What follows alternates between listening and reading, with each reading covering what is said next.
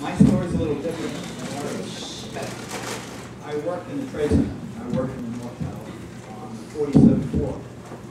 And because I did foreign trading for a bank at the time, I had to be in at 8 o'clock in the morning. On September 11th, most people got to work at the trade center, and they're always tourist days. Just to walk past people, there'd be people laying on the ground taking pictures of the buildings, because you couldn't stand there with your camera and bend over far enough to reach the picture for the top of the building. So there'd be people laying all over the plaza. And it was a nice day. So a lot of people, when they go to work in the morning, they stop, they get coffee, and I speak funny, yes, I'm from Hell's Kitchen and that. So if I say coffee and water, you guys don't know what I'm talking about. I'm not as well a speaker as you. I'm a teacher. So I got to work that morning, went right to my desk, and I was on a conference call meeting with Charlotte, North Carolina, which was where the home office was for the bank I was working in at the time, First Union.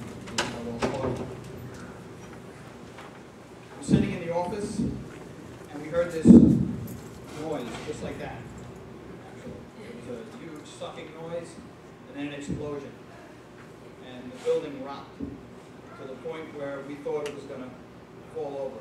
And as we jumped up, we went to the left and to the right. Didn't know what it was. I thought maybe a gas explosion, something in the building. But then I started to see metal falling. And my office faced southwest towards the Empire State Building. Again, I was only 47 floors up in a 110-story building, so not even halfway up. It turned out the plane hit around the 92nd floor. What happened was all the jet fuel went down the elevator shafts. So the people that were in the lobby at the time, standing in front of the elevators, they didn't know what hit them.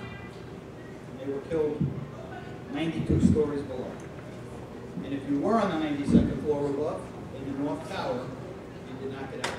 Over 1,600 people did not get out of the North Tower. So after it hit now, the thing that I learned growing up, I was always big with the fire department. I was always volunteering for things, and being in Manhattan, you're a kid, the fire department comes, everybody always played on hook and ladder like monkey bars, because that was basically a park.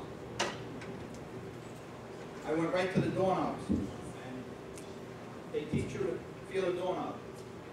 If it's hot, you don't open that door, because metal warms with the heat. So you know there's heat on the other side of the door.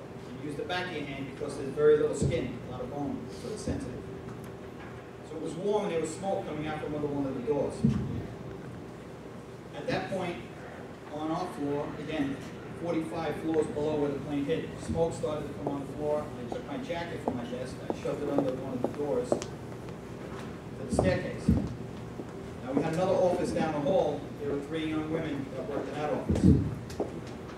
I went out into the hallway, and in the hallway, all of the ceiling tiles, CPs, were all knocked down, there were all the wires hanging, it was all smoke. When I got to that office, I went in there was no one there. One of the girls had off, one of the girls hadn't got upstairs yet, the other one, the minute the plane hit, she took off, the smartest one. So now, when I left that office, I heard a noise in the hall. When I opened the door, it was the steps, one of the staircases. There were only 3, A, B, and C. That ended up being staircase C. And there was just a mass of people coming down the steps, walking out. So I went back to my office, and we had about 45 people working in the office that morning. We had TVs, but for some reason they weren't on yet. Usually they were always on. I don't know why they were on that day. And we got a call actually from North Carolina saying, get out of the building, plane hit the building. Now, when you work for a bank with securities, you just can't run out of your desk because you have stocks and bonds on it. So the people were taking it, putting them in little lock boxes, putting them into the vault. We had a vault on the 47th floor actually hanging from the ceiling. So we didn't get out of that building as quick as we should have. And at that point with the smoke, I started to tell everyone, we need to get out of here. I see people leaving. And we went out into the hallway. But by the time we got by staircase C, it was just too many people coming, we couldn't get in there. Now, I had done commercial living on the side. That's what I do now. So I knew where the staircases were in the trade center. I I went to staircase B, which was right in the middle. I opened the door, there's nobody in the staircase. So I went back to the office where I was. By the time I got back there, because you have to remember now, each floor in the trade center was 1 acre, 200 by 200 feet. So we're all running around, I mean, adrenaline pumping. I wasn't tired, but it took a bit. I wasn't as slim as you see me here today. By the time I got back to the office, most of the people had gotten in the stairwell C and left. The rest came with me to B, and we started working our way down the steps. There were 52 steps between each floor, 2 levels, 26 and 26. And if you think about that, the firefighters that were responding that day, they had to walk up to the 92nd floor. Okay? They had 60 to 80 pounds of equipment, so it would take them about 1 minute to walk up 1 flight of steps, especially with the people coming down the other side. So we stayed to the right, they came on the right coming up. So they'd have to go, it would take them almost an hour and a half just to get upstairs, just to start to even fight the fire. Okay? So as they were coming up, they were resting. We broke into some of the vending machines on the floor. We'd taken out some of the bottles of water, some of the juice. We were pouring water over their heads. We were carrying some of their, passing their equipment up. So I had about 20 people that worked with me, and everyone was in front of me, and one of the girls started hyperventilating, Captain Robinson. So the fireman saw her and said, all right, leave her here with us. That was about down on the 19th floor. And you'd walk like you were in traffic. You'd go maybe 3 floors, and then you'd have to stop. And you'd go another 3 floors, you'd stop, because at that point, the staircase was getting kind of full. And they stopped us, and they brought people down from the upper floors. I remember the lineman with his dog. And then they started bringing down people who were burned. Yes, and we just, at that point, started to sink in what was going on, because we really had no clue what was going on upstairs. And the people didn't make a sound. It seemed like they didn't even blink. You looked at them, and you can't believe how they looked, first of all. You've never seen it. I hope you guys never ever get to see it. Okay? And they looked at you, but you know they didn't even see you. Their body just shut down completely. And we got them past us, and then we started to say, all right, I think we need to move a little faster now. We started to go down the steps at a better pace. When we got about to the 4th floor, there was water all over the steps. We didn't know there had been a fire there, fire department had put it out already, plus all the pipes had broken. In my north tower, when the plane came straight through, it cut off all of the elevators, all of the staircases, again, from 92 up. No communications, all the sprinkler systems down at that point also. We got to the lobby at this point, and when I got into the lobby, all of the elevator doors were going off. And you guys probably had never seen the Trade Center lobby, but it was a nice white marble. And half of the marble was scorched black, half of it was on the ground cracked, and there were just piles of things. And I remember asking, what is that? They said, just keep going, don't even ask. Okay. We got out of the North Tower, and the North Tower emptied out onto the concourse level. On the concourse level in the Trade Center, there were about 100 retail stores. They had everything there. And where my doors opened up, we had the Gap, we had Banana Republic. So as I started to go through what had been the revolving doors, because every piece of glass was on the ground shattered. And safety glass, if you ever see in the bus stops, when it breaks, it clumps together and it falls straight down. It doesn't go all over the place. It's not like a regular glass. So there were piles of it. Glass gets very slippery when it's wet. So everyone was with me, ahead of me. I had about 20 people with me. And one of the women I had my arm around her, she was a little older than I was. She lived in Jersey. And I was joking with her, because I knew she got a head on every side. And I said to her, all the sprinklers are on down in the basement. I said, I know it's kind of wet. You want to run back upstairs, get your umbrella, and fix your hair. She laughed. I said, no, that's okay. And at that point, I heard a noise behind me. And I turned around to what had been the doors. There was an elderly couple coming out with some shopping bags. So I told Antoinette, I keep going. She was in the line with everyone else walking down. And we had asked which way to go. They said, just go to Krispy Kreme. Because if you worked at the Trade Center, everybody knew where Krispy Kreme was. So walking down the hall, I turn around, I go back to the door. I help the elderly people through, and as I turn to run to catch up to everyone, I feel this wind, really hot wind, and then I hear a noise, a thump, thump, thump, thump, and just smash down, just like a fly with a fly swatter. Okay. And at that point I thought it was dead, everything around me, because I couldn't hear anything. The last thing I remember was that noise, and then down. I don't know if I was knocked unconscious. I remember seeing Antoinette. I remember yelling, run for a doorway, because they tell you to do that, earthquakes, any kind of thing, it's a strong point. I don't think I got even to say half of that. And then everything just disappeared.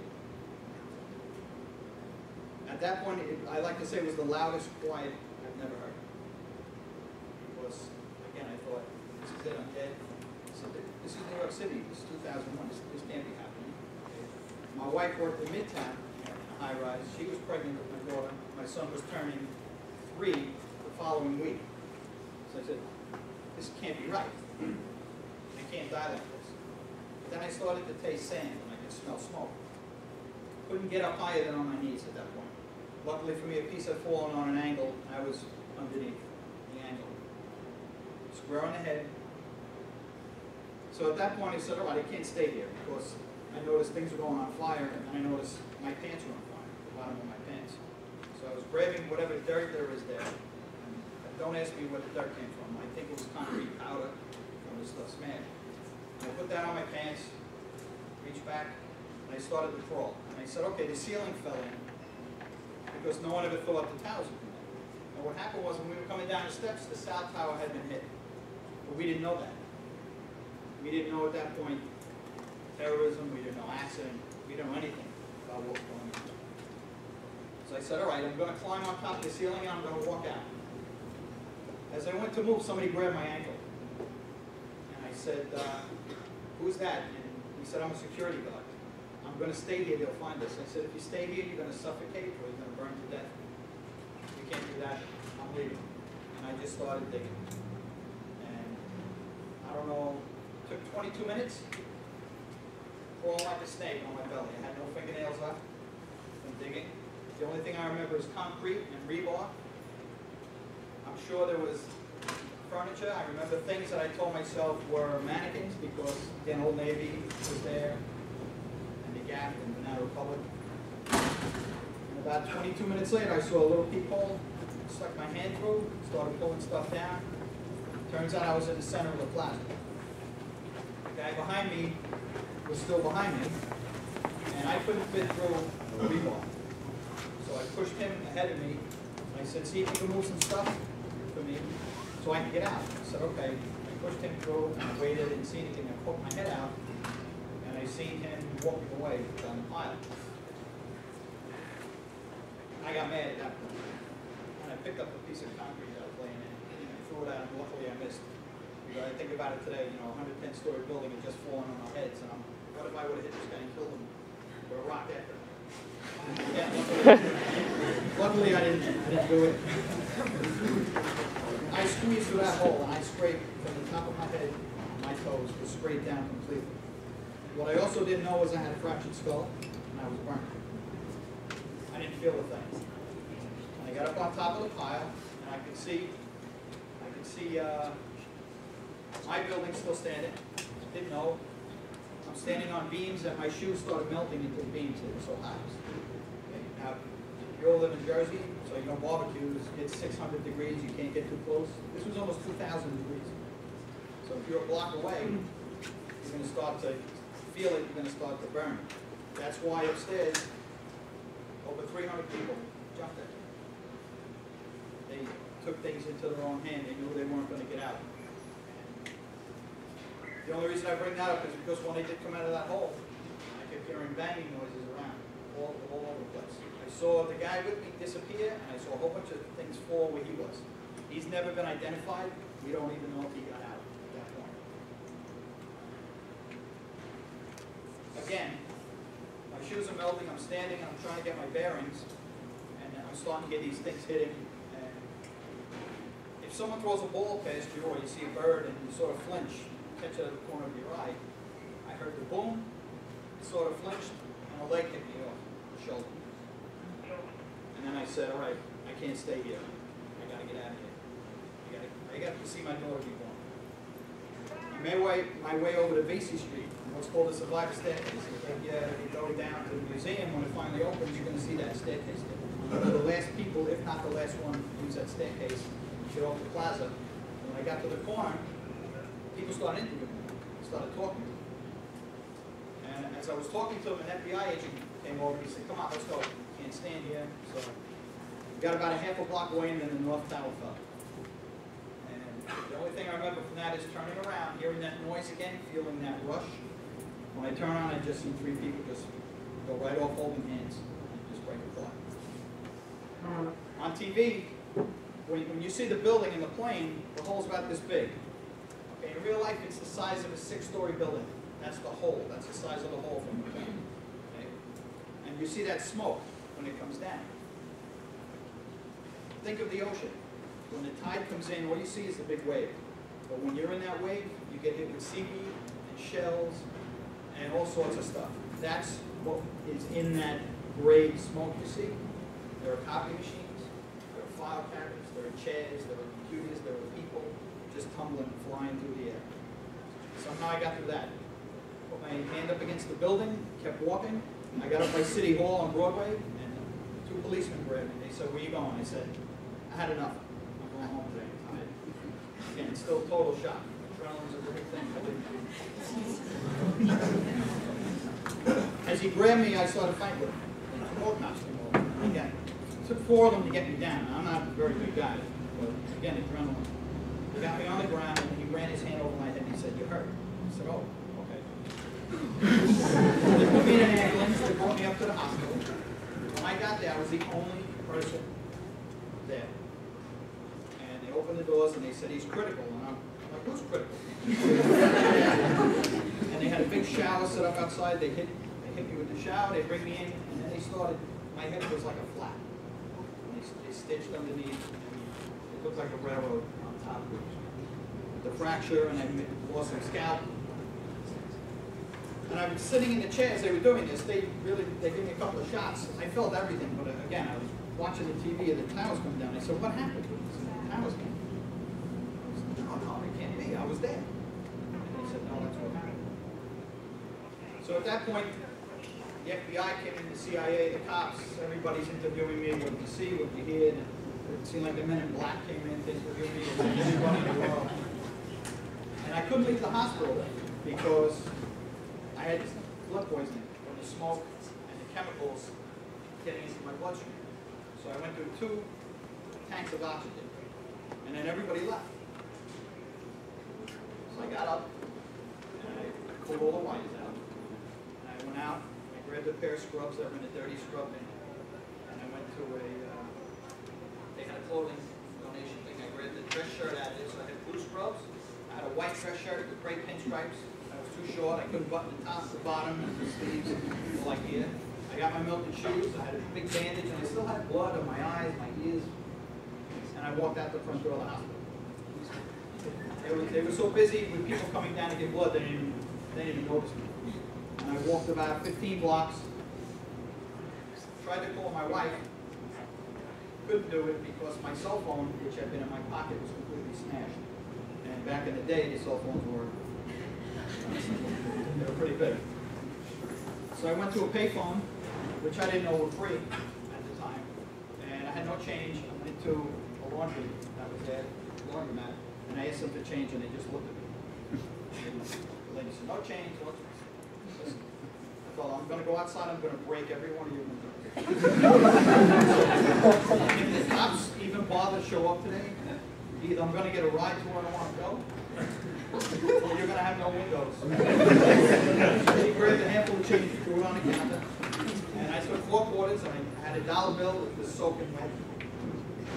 Put it down, and couldn't call my wife, but I got in touch with my mother-in-law back home.